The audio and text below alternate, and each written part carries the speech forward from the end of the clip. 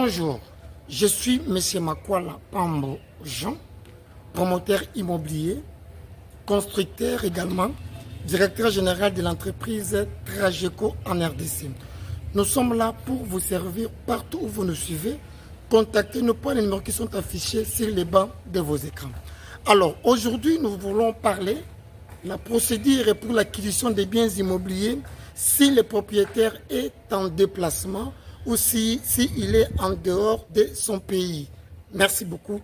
Lorsque vous voulez acheter un bien immobilier, premièrement, il faut savoir la personne qui vous vend un bien immobilier, que ce soit la maison, que ce soit un terrain, ici au Congo, il faut savoir si la personne est habilitée pour la vente. Cela veut dire quoi? Un bien immobilier, les propriétaires peuvent être en étranger, mais la personne qui est sur place, il est mandaté pour une vente éventuelle. Premièrement, ils doivent avoir un document qu'on appelle procuration spéciale, c'est-à-dire le propriétaire, dans son pays résidentiel, il va faire un document qui va se nommer procuration spéciale, qui donne mandat à son représentant pour une vente d'un bien immobilier. Alors, ces mandats-là doivent être légalisés. Dans les pays où le propriétaire réside, il doit légaliser les documents auprès de la mairie. Voilà, et ensuite, il va donner maintenant ces mandats-là à son représentant. Le représentant, à son tour, il va avoir ces documents-là pour lui permettre d'effectuer une vente de biens. Alors, si les représentants du propriétaire en matière de vente de terrain ou d'un bien immobilier, il vous présente tous les documents qu'il faut qui justifient que vraiment c'est un bien qui appartient à son frère ou à son père ou à quelqu'un d'autre si son père est vivant. Donc, ça ne lui donne pas droit de le vendre.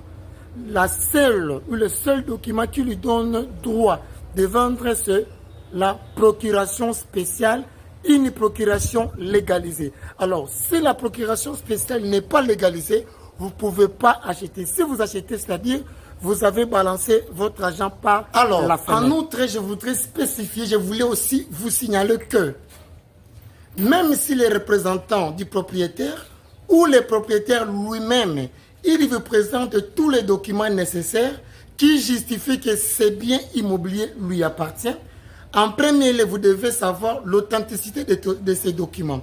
Cela veut dire quoi?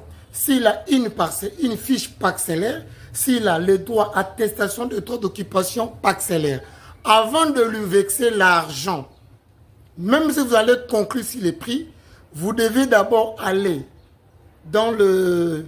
Vous irez déjà dans les institutions compétentes, c'est-à-dire si c'est la fiche parcellaire et l'attestation de droit d'occupation parcellaire, vous irez directement à la mairie ou bien à la commune pour vérifier l'authenticité de ces documents. C'est très important et c'est indispensable. Alors, si c'est bien là, si le propriétaire vous présente ou ce représentant vous présente un contrat de location. Alors, le contrat de location, c'est un document qu'on l'octroie pour une parcelle vide. Ou bien il avait déjà eu le contrat de location, mais il a construit par après. Il n'a pas fait les certificats d'enregistrement. D'où il vous présente les certificats d'enregistrement. Avant de lui verser l'argent, avant de faire le papier de vente, vous devez aller vous irez déjà aller pour vérifier l'authenticité des documents auprès des institutions compétentes déjà pour le certificat d'enregistrement et le contrat de location. Vous irez auprès du cadastre, autrement dit, ministère des Affaires foncières. Vous irez là-bas pour vérifier.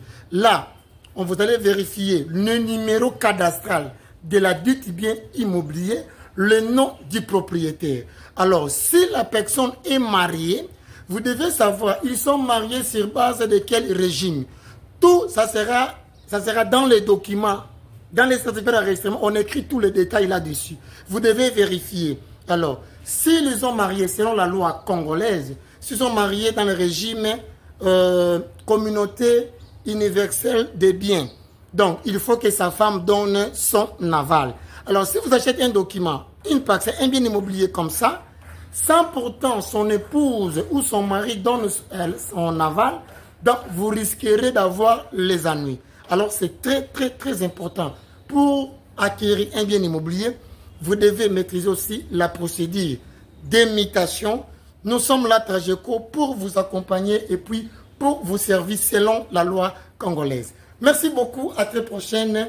Pour toutes vos préoccupations, pour toutes vos questions pertinentes, veuillez nous contacter par les numéros qui sont affichés sur les bancs de vos écrans. Abonnez-vous, partagez. Nous sommes là à votre disposition. Merci beaucoup. Bye bye. Ciao.